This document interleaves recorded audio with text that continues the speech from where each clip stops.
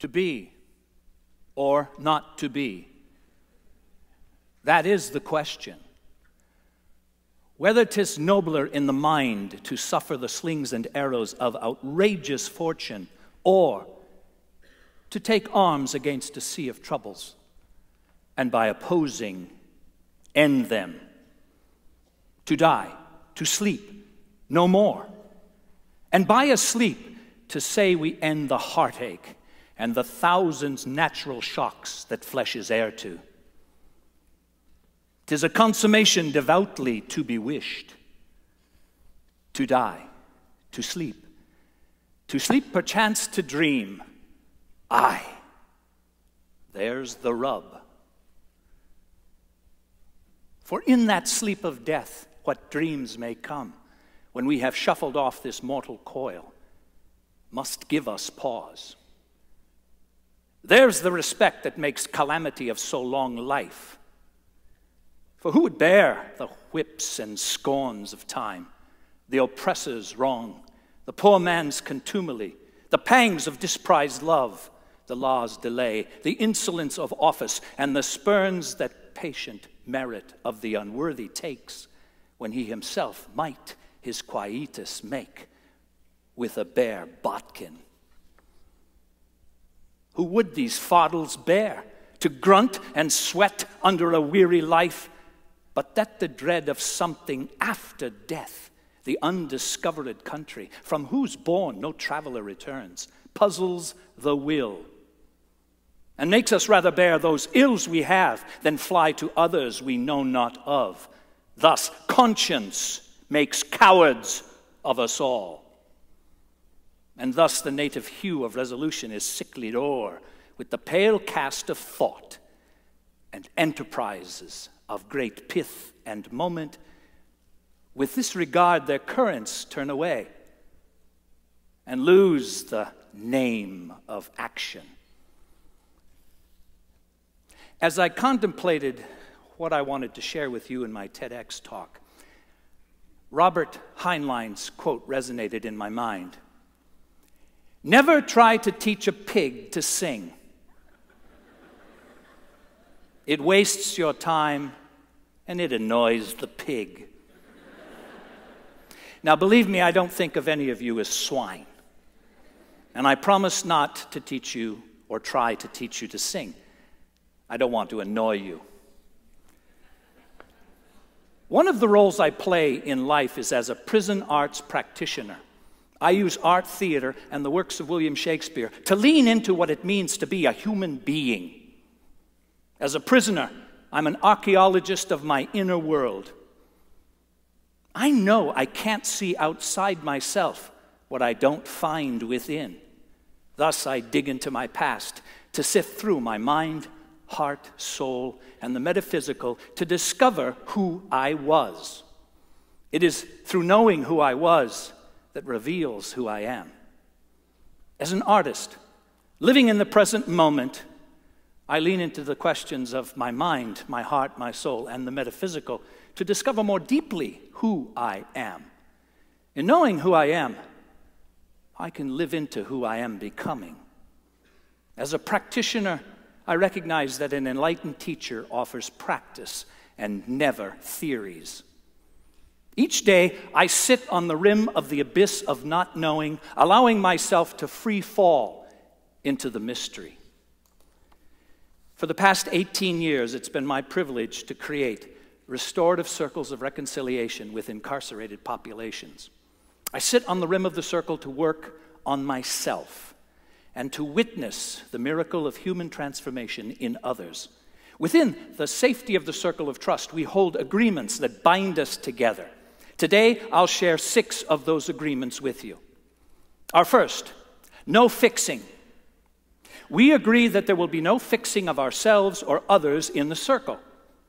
When a circle member shares a personal challenge they are wrestling with, rather than offering advice or a solution to the challenge, circle members share their personal stories, which might offer insight into the struggle.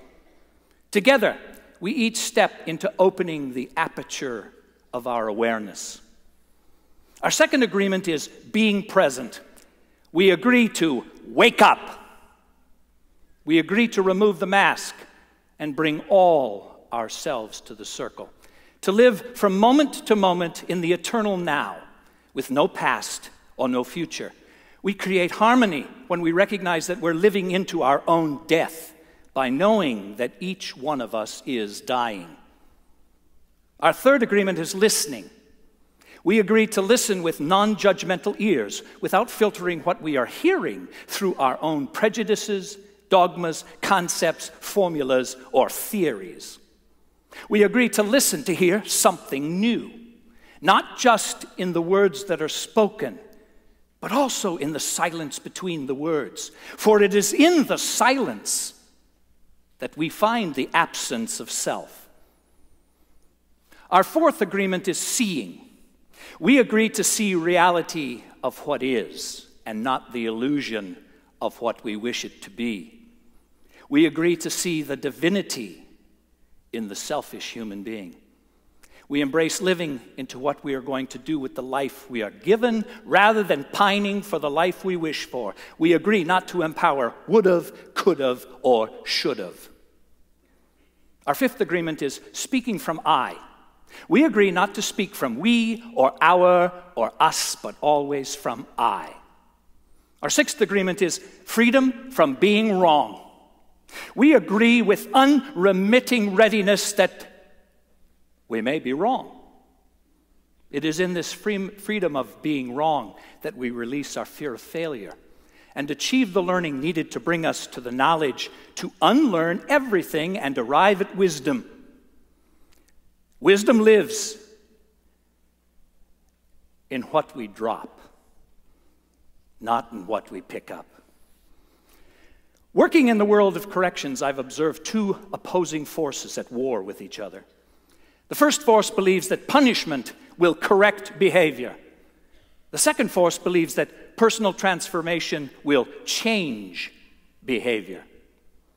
An old Cherokee told his grandson, "My son, there is a battle between two wolves inside us all. One is evil. It is anger, jealousy, greed, resentment, inferiority, lies, and ego. The other is good. It is joy, peace, love, hope, humility, kindness, empathy, and truth." The boy thought about it and said, "Grandfather, which wolf wins?" The old man quietly replied, "The one you feed." There was the young boy, the eldest of his tribe of 5, who nightly in his circled orb was visited by a recurring dream. In this dream, he sat upon the floor playing with his imaginary forces, when oft in the distance the sound of a monster breathed to life. The boy, entering the state of terror of being devoured, quickly rose to flee the oncoming monster, but his legs were stiff and slow. Closer and closer the monster came. Stronger and harder the boy pumped his slow thawing legs, but to no avail. As the monster was about to devour the boy, the young lad awoke crying. His mother, the angel of mercy, came to him and gave him comfort, which he received with deep gratitude. Nightly, as his dream reoccurred, the boy grew tired of the terror he felt of the monster, but not of the comfort he felt of his mother. And his world came into balance. For a time, the boy lived in this balance between fear and comfort. But one night, the boy decided that rather than fleeing the monster, he would turn to face it. And as he drifted into his dream state, the boy vowed to awaken when that dreaded monster began his assault.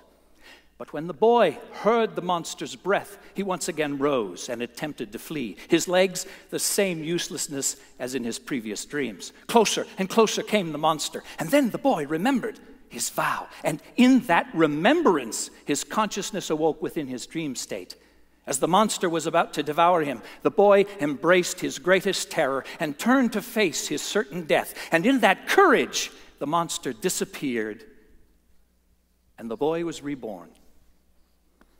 The boy grew to be a man of infinite imagination, all compact. On his life's path, when he was ready, a master appeared. One master was his paternal grandmother.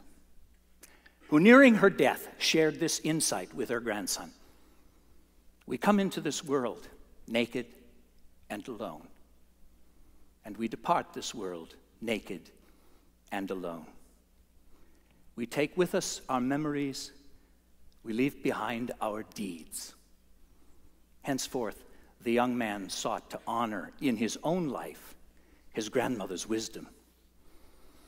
Another master was the young man's vocal teacher, a silver-haired, round man of 70-plus years with a mellifluous voice, who over the course of his lifelong teaching had gained deep insights into the world of song, which he generously shared with his students. One day, the student asked the master, "Have you published a book about singing?" "Oh, no," the master replied. "I'll never write a book." To which the student said, "But, master, you have so much wisdom to share." And the master said, "And when I write it down, it becomes frozen dogma on the page, and the world believes it is the answer." "Yes," said the student, "your methodology is the answer." The master chuckled, and his resonant baritone voice filled the room. "Over my teaching career, I've had many students. And as we work to unlock the uniqueness of their voice, my methodology changes and evolves. If I wrote it down, the world would believe it was gospel and begin to teach that gospel from my book. That would be the death of my teaching and the student's learning." The student absorbed the master's words. "But master, how will your teaching wisdom live beyond your death?" The master smiled and replied, "I will live in you and all the students that I've had the privilege to teach. You, in turn, will live in your students, and they in theirs, and so it goes into eternity." The boy was raised on the North Dakota prairie.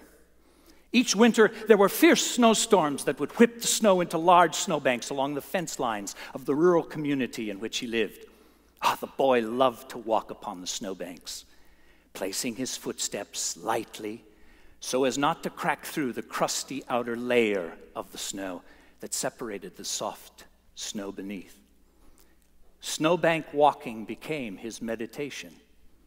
Success was achieved when the boy could travel the length and breadth of the snowbanks without leaving his footprints behind.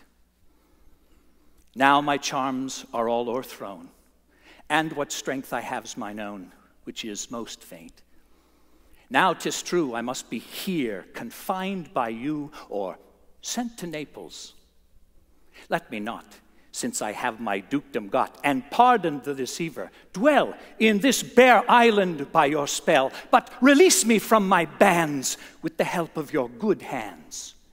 Gentle breath of yours my sails must fill, or else my project fails, which was to please. Now I want spirits to enforce, art to enchant, and my ending is despair, unless I be relieved by prayer, which pierces so that it assaults mercy itself and frees all faults. As you from crimes would pardoned be, let your indulgence set me free."